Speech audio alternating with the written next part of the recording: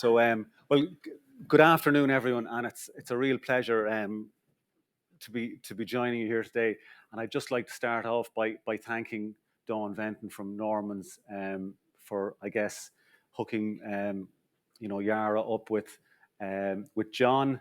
And I'd also like to thank John too for he's been a very good host, and he's been very helpful along the way since I agreed to present today. And then further on, I suppose I think the other three speakers that are have travelled here today just mentioned about the hospitality, and the hospitality has been fantastic since I arrived here at lunchtime yesterday. I don't know whether Simon Hammond is here. He didn't know whether he was going to be able to make it or not, but I had a great trip around the island yesterday, and he showed me some coaties. I don't know whether I got the pronunciation right anyway, but I thought, God, we have some steep fields in Ireland, and but yeah, nothing to compare to those. And one of the coaties he brought me to, and I was standing at the side of it, and I was looking onto the horizon. I couldn't actually see the ground beneath me, and I was going, God, yeah, some brave people need to operate machinery on these slopes anyway. But so it's yeah, a real pleasure to be here.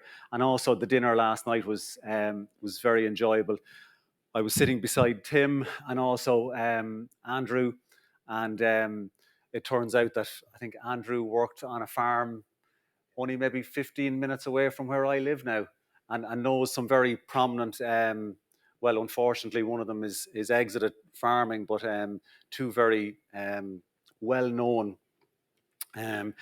Jersey dairy farms that were operated by Bewley's and by the Tyrrells. And I think I remember I told Andrew this, that when I was 9, we had back, it was 1984, and we were there was a snowstorm, and Bewley's, which was one of these dairy farms, and they had a chain of cafes up in Dublin, and their tractor broke down and they couldn't get it fixed because of the snowstorms. All the roads were blocked, but it ended up, my dad ended up feeding their cows for them. But in exchange, because there was no milk in the shops either, we ended up getting this Jersey milk. And I'm telling you, Mum and Dad had no problems getting us up those mornings that we were getting that Jersey milk. And it was like first up, anyway, I got the cream at the top. And I always thought that the taste from Jersey milk was coming from the actual, the butterfat content. But Andrew put me straight last night, saying it's actually the protein in that milk that gives it that unique taste. So, this is my first time in Jersey. And I guess, I was aware of Jersey from Jersey cows, but also from Jersey Royal potatoes, even though I probably haven't eaten one of those potatoes. And it just shows you that how well known that Jersey is for two particular food products. If we go to other areas, if we even go to Ireland, we might say that yeah, it's very well known for one or two products. But it's a unique situation anywhere where you guys are producing two foods, or two potatoes and dairy products that are so well known and synonymous with Jersey. So look, I better get on to this presentation, or I'll have my 25 minutes all used up. So what I'm just going to look at today is this moving towards low carbon fertilizers. So what they are at the moment, but also where they can be, hopefully, in the next 10 years. So, these are part of the solution. These fertilizers, low carbon fertilizers, are part of the solution. They're not the only solution, because if we're going to, I suppose, look at reducing the carbon impact of farming, fertilizers have a part to play in that. And I think this kind of overlaps slightly with what Anna was speaking this morning about, and was very interesting about, I suppose, how we're going to calculate the carbon footprint of farms, but also then, I suppose, what I'll cover more here, or go into more detail, is that this life cycle analysis of a particular product. And this is where the people who are buying our food are probably more interested in a way, at the final LCA for a product that they might be selling, whether it's retailers or food processors. And then finally, why forage is still the cheapest feed on dairy farms. And I was kind of nervous about what I was going to do on Grassland here, because not knowing the system that you have, I think you probably don't have much to learn by the looks of it anyways. They're doing an awful lot of things that I would be talking about on a daily basis when I'm working in Ireland and the UK. So if we start off, I guess maybe I should stay in here anyway, and you can actually see this the slides then. But if we just look at, I suppose, what the food chain is responsible when it comes to greenhouse gas emissions. So it's about approximately 25% of global emissions, and I suppose most of this is coming from the agricultural sector, so the production side of it. And we can see there from, I suppose, these two graphics on the left and the right. The one on the left is kind of looking more from that from, I think I heard the term from grass to glass or something. So it's there, it's looking from, from the whole cycle along the way through logistics and finally to the point at where the actual someone is actually going to eat that particular food. So if we take in that full kind of supply chain, you're looking at something like about 25% of emissions coming from food. But if we look at it a little bit more concentrated, I suppose that it's about 20% of, so the actual agricultural part of that is 20%. And then there's also forestry and land use change. Now we have to be very careful, I suppose. Anna mentioned it this morning about, we can all say, okay, we'll extensify things, we'll use less nitrogen, or we'll become less intensive. But that has an implication. Obviously, we still have the same number of mouths to feed globally. So I suppose what we try to do is what Yara, I suppose, would promote is that the land that is available, that productive land that we farm it very efficiently, so that we don't have to create, I suppose, or use other land that will have, I suppose, have whether it's rainforest or whether it's farms that are of high organic matter, or whether it's peat fenlands, whatever it is, that we try and that we don't have to go in and use them to maintain food production at levels that are going to feed the global population and an increase in global population. So of this, the bit that I suppose I'm going to cover in the next few slides is this 6%. So that's, I guess, the production of mineral fertilizer. And I'm certainly not going to stand up here today and say that, I think we should be all using, higher rates of nitrogen, or we should be using more fertilizer. Certainly not the case. What we need to do is become more efficient in how we use that. And if that means that we use less nitrogen, less mineral P and K, well, so be it. So maybe I should, when it's, I suppose, just on a, the actual fertilizer side of it. So it's about globally. So if you take that 6% and kind of work it in globally, it's 1.2% of global emissions. So this is just, I suppose, a slide that's looking at on a food product approach, and this is what a lot of people who are buying our products are looking at. And this is looking at fertilizer production emissions can play a large role in that carbon footprint of that final product. So if we look at, I suppose, the start of it, it's the input side of it, and you're looking at something like 33%. Now these are all very generalized. They could be different for products that are, whether it's your Jersey Royals or your litre of milk produced in Jersey. But obviously that's a large portion, as you can see over the rest of the slide. It's the second highest. And then there's the actual, I suppose, carbon, from the actual production of that product. So we can see here. So that's looking at leaching of nitrogen from farmland, and whether that's, leaching, whether it can be from the loss through N2O from denitrification, or alternatively, some of it happens through nitrification, but that's has a big portion of that overall carbon footprint of that food. And I suppose that's why what Anna was speaking about this morning is, I'm not too sure, probably on farms, obviously, you've less of it of control over what happens from the inputs you buy. And more, this can be abstract for a lot of farmers in that, well, they buy fertilizer, and we've only noticed it now in the last year or two, where farmers are now asking about the carbon footprint of the fertilizer they are buying. Previously to that, there was no mention. It never came up in conversation. But I'm now being regularly asked about the carbon footprint of fertilizer. So that is working into the psyche of farmers, that obviously, and this is feeding back from kind of the top down. And our ambition, whether it's in the UK or where I come from in Ireland, that we have, I suppose, targets that we're trying to meet. You have your net zero. In Ireland, we've come up with new sectoral emissions this year, where we would have looked at reducing the greenhouse gas emissions from farming by 20%, by 25% by 2030. So this is, I suppose, taken from two food companies, from their reports, or I think from their sustainability reports.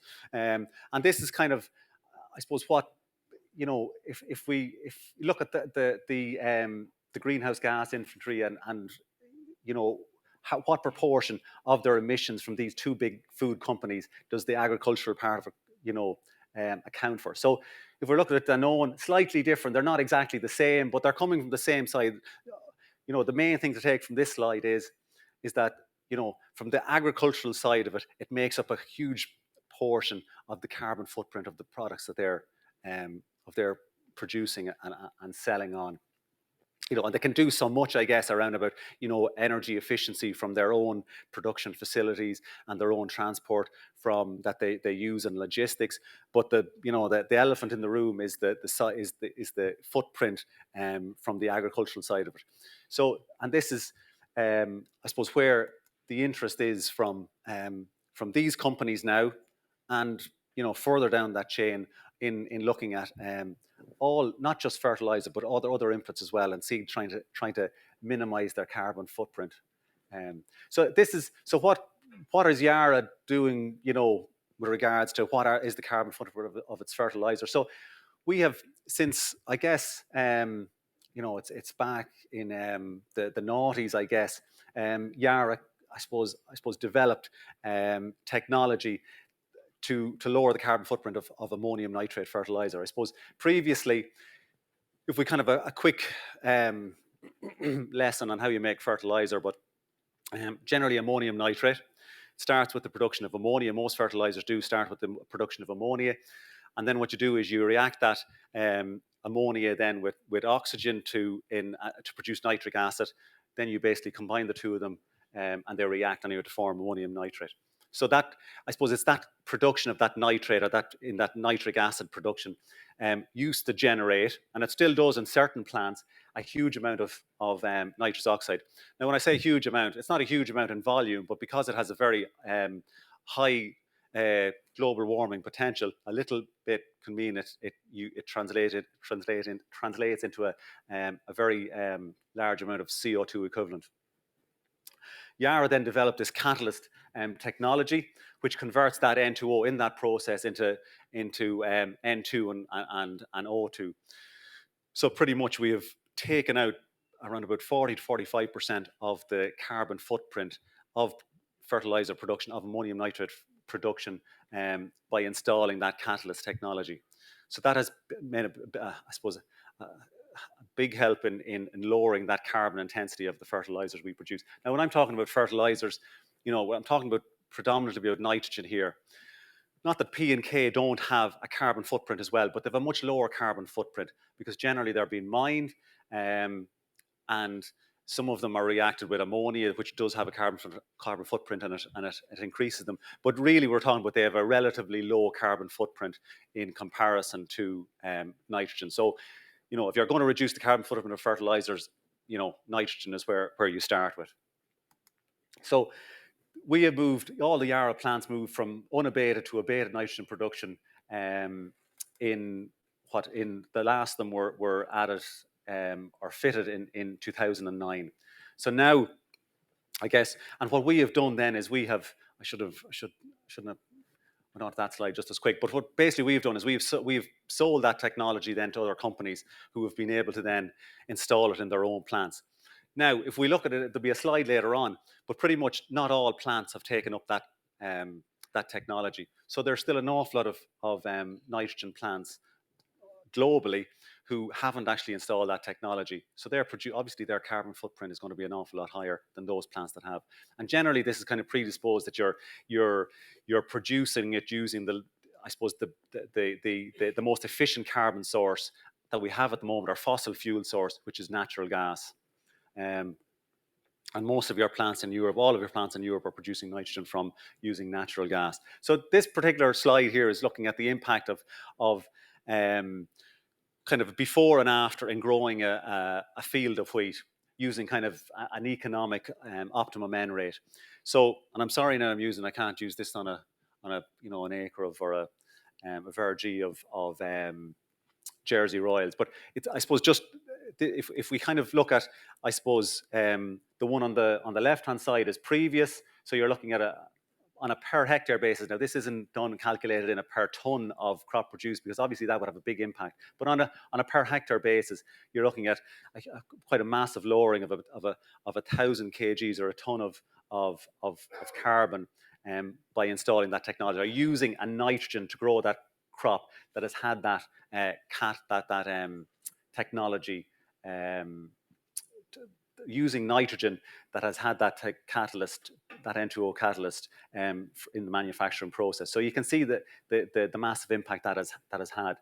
But I guess the elephant in the field here is this N2O from the field, and we can see here that this is I guess this is I suppose the CO2 from production. That is still pretty much, we're still using the same amount of natural gas to manufacture that nitrogen. But the big thing here is this N2O from field, and that, I guess, is difficult to lower. But I think from areas in which both Belinda and Anna are talking about this morning, that is certainly something that can be worked on.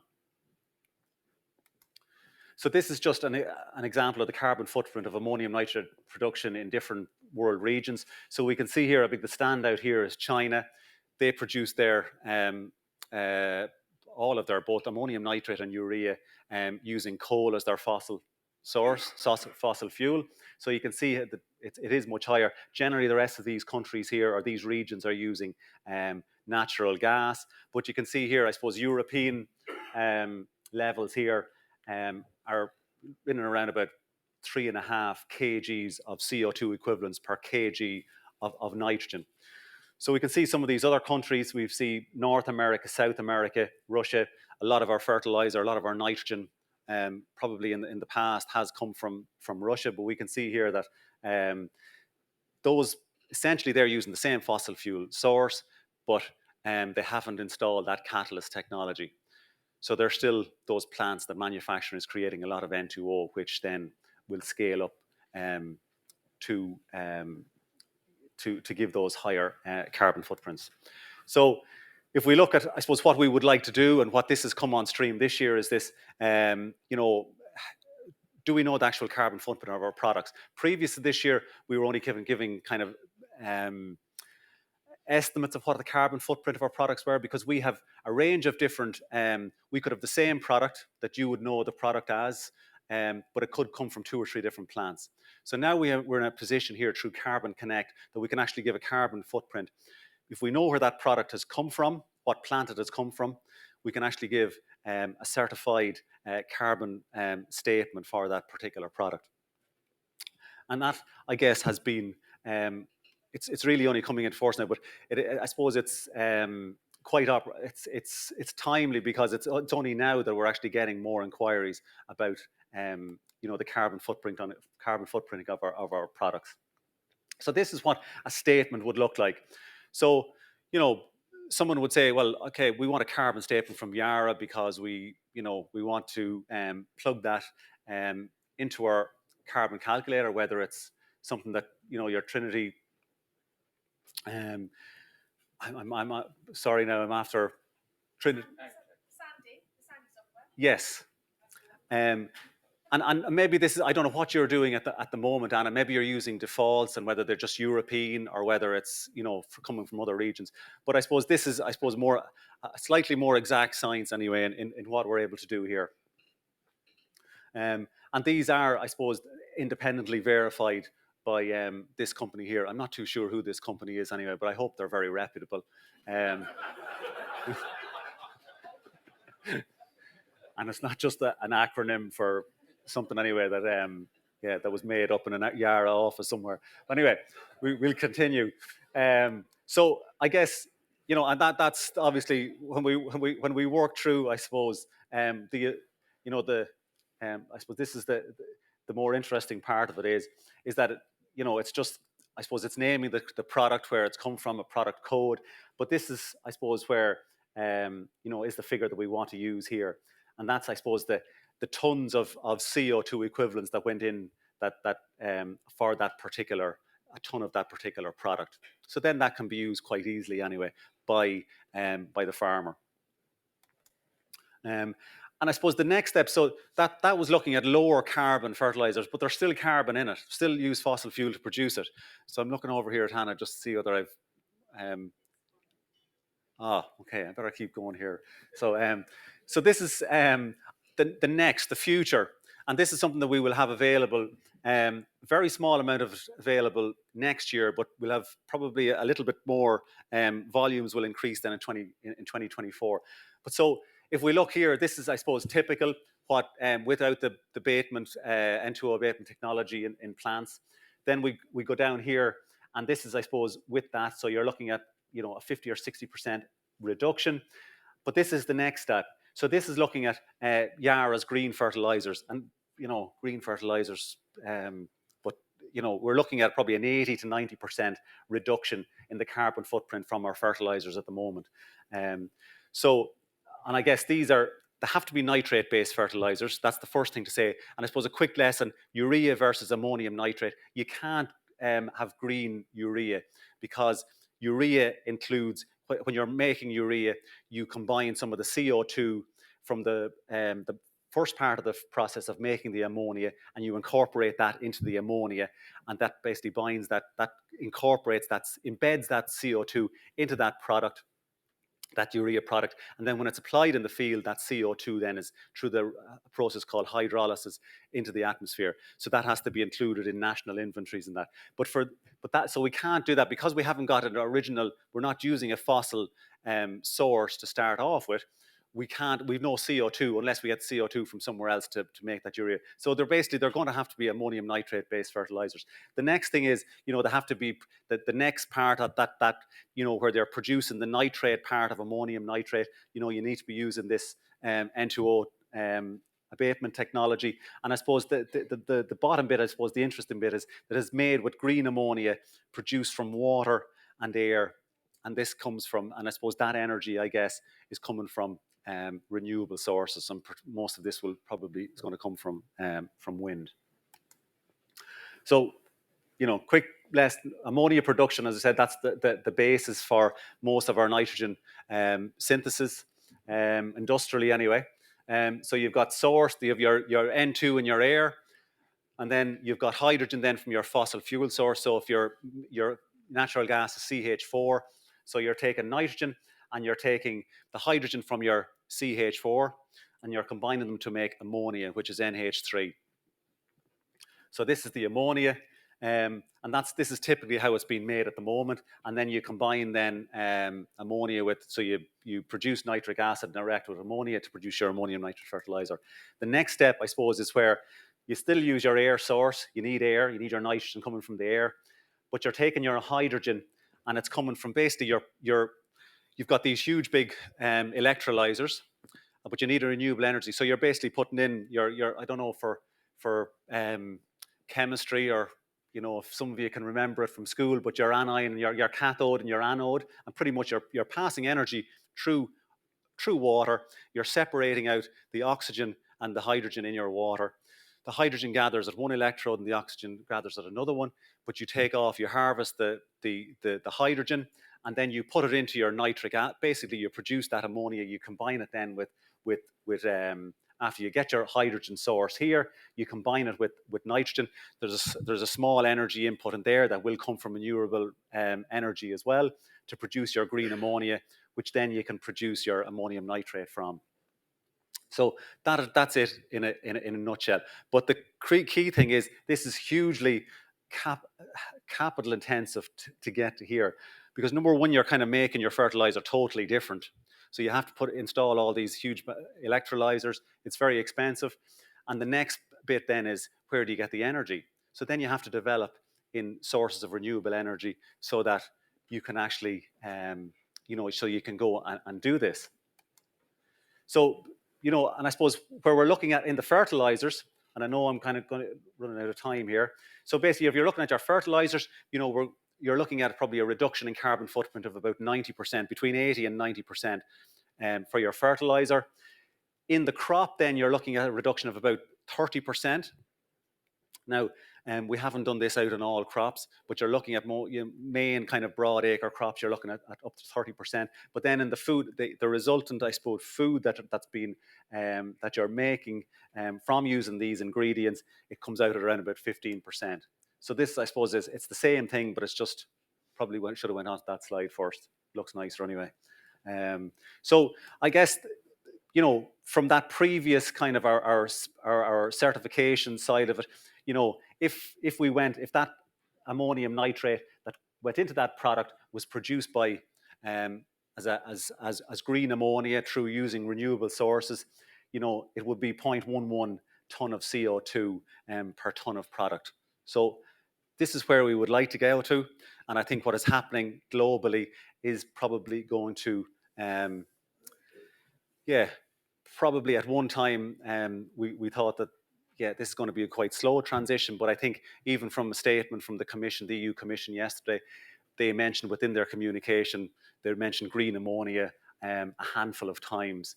So within the EU as well, they're looking more closely at this as well. And hopefully they will support the likes of Yara, but other European manufacturers to speed up this transition to green fertilizer. So look, this you mightn't like fall off your seat looking at these figures here, but just going from our, you know, what we talked about earlier about maybe using the reference of 170 kgs of N per hectare to grow your Jersey Royals and getting that kind of yield from them, and if we take it that, you know, from using a Yara fertilizer with its current carbon footprint, we're looking at on a per ton basis, we're looking at, from a hectare base, it's 595 kgs of CO2. You know, from a per ton, that's you know, works out at 43. So if we say that if that was used instead of your normal type of ammonium nitrate used there, we're using it, you know, a green ammonium nitrate, that would reduce it to 119 kgs or 9 kgs of CO2 per ton of Jersey Royals.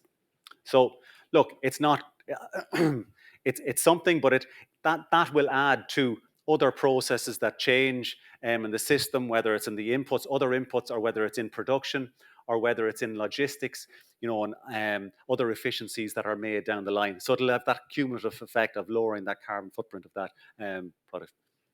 So I'm done. Well, that's pretty. So that's just look quickly the value proposition. But I kind of covered this in it originally, and I guess this is, I suppose, how we will manage that system when production gets to a level where we're actually able to sell, you know, significant volumes of these fertilizers, that we'll be able to place them regardless of what country you're in. You'll be able to source these products. So that's it. I just leave it with that. I'd like to have covered grass, but this is just this is a Nordic farming cooperative who have basically signed an agreement with Yara to be takers of the first green fertilizer that comes out of our plant in southern Norway. So it's a company called Lantman, and I think there's going to be more of this collaborative approach between farmers and hopefully distributors and Yara in you know, getting the full value from these. And it's important anyway that farmers are getting the value for these, and it's not just taken. The value isn't just being taken by further down the supply chain. So thank you very much.